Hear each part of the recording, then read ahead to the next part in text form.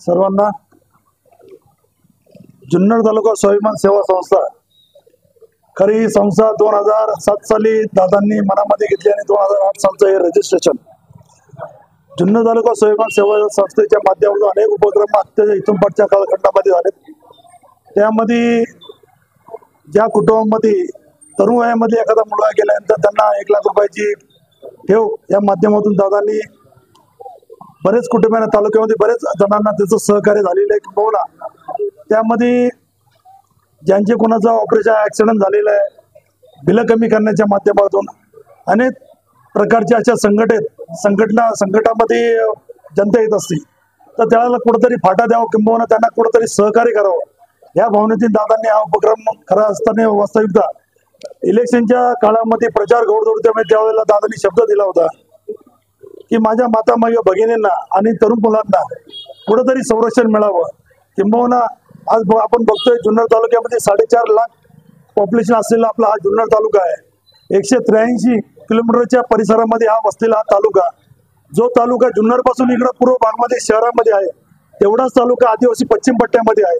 आणि पश्चिम पट्ट्यामध्ये असलेल्या आपण बघतोय प्रत्येक बातम्यामध्ये किंबहुना प्रत्येक माध्यमातून आपण बघतोय की अपघात होत आहेत, पण अपघात होत असताना जो मेडिक्लेम आहे किंबहुना विमा आहे हा कमीत कमी माझ्या माहितीप्रमाणे 70 ते 75% लोकांना विम्याचं कल्पना नाहीये किंवा त्याची माहिती नाहीये। तर त्या अनुषंगाने प्रत्येक कुटुंबाला कधी एखादं असं होऊ नये, पण एखादी घटना होतीच आहे, रस्ता आहे, गाडी आहे, वाहन आहे, अपघात होतोच।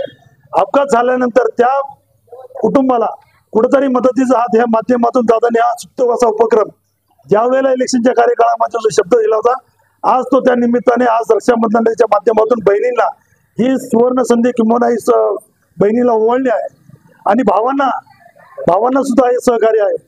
तर मी जिल्ह्याला किंबहुना तालुक्यामध्ये असलेल्या सर्व माता भगिनींना आणि माझ्या सर्व मित्रांना आव्हान करतो की आपण सर्वांनी येऊन जो काही जिथं दिलेली जागा दिलेली नारंगाव असेल, त्यानंतर निमगाव सवा असेल, आळेफाटा असेल, आणे असेल, बेल्ला असेल, ओतूर असेल, डिंगोर असेल, मावळपट्ट्यामध्ये असेल, जुन्नर शहरामध्ये असेल, अशा विविध ठिकाणी प्रत्येक ठिकाणी हा उपक्रम चालू आहे। तर माझ्या तालुक्याच्या माता भगिनींना भावांना सर्वांना आग्रहाची विनंती आहे किंबहुना सर्वांना आव्हान करतो की आपण सर्वांनी त्याला लागणारे जे कागदपत्र आहेत त्यामध्ये माझ्या अगोदर भोरे साहेबांनी सांगितलेलं आहे, पण तरी पुनश्च सांगतो की प्रत्येक अर्जदारांनी जोडायचे कागदपत्र पासपोर्ट साईजचे 2 फोटो, त्यानंतर आधार कार्ड किंवा पॅन कार्ड, मतदान कार्डची झेरॉक्स आणि रेशन कार्डची झेरॉक्स ही कागदपत्र आपण द्यायची।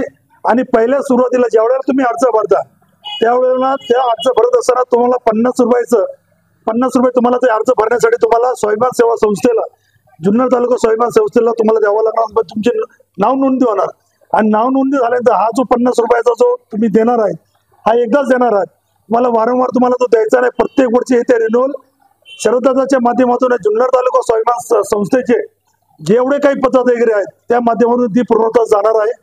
दादा जोपर्यंत आमदार आहे तोपर्यंत आहेच आहे, पण दादाची संकल्पना फार वेगळी असते। मला वाटत नाही की पुणे जिल्ह्यामध्ये अजूनपर्यंत 288 विधानसभामध्ये कधी हा सुप्त उपक्रम आतापर्यंत कोणी केलेला आहे।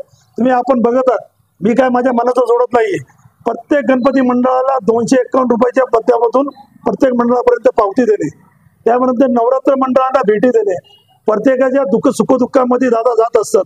आणि एखादं कमी वयाच्या कुटुंबामध्ये समजा बारीक मुलं असतील, लेकरं असतील आणि त्यांचा जर पती जर अपघातामध्ये निधन झालं तर त्या कुटुंबाला उभारी देण्याचं काम दादाने खरं वास्तविकता इथून पाठच्या कालखंडामध्ये केलेलं आहे।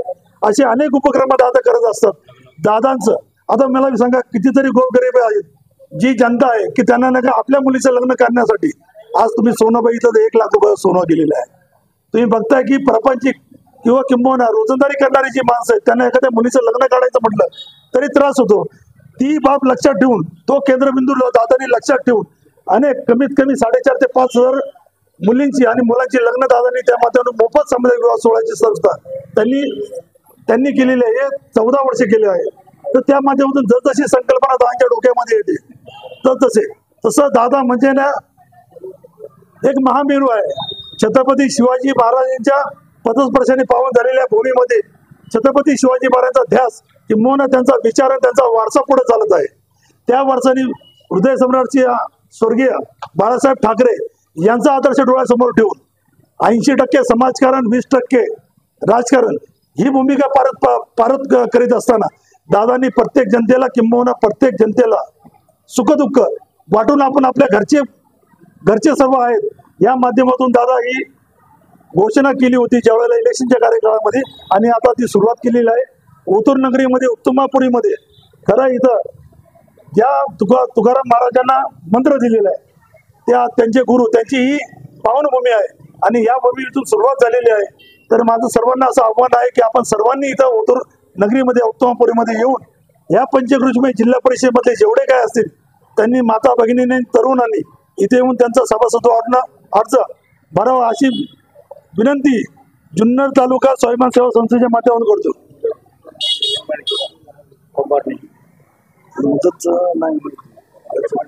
एक महिन्याची मुदत आहे, तरी आपल्या सर्वांना माझी विनंती आहे की सर्वांनी या मेडिकलच्या किंबहुना या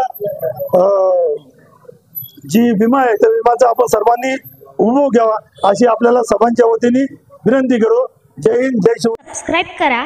ताज्या बातम्यांसाठी बेल आयकॉनवर क्लिक करा.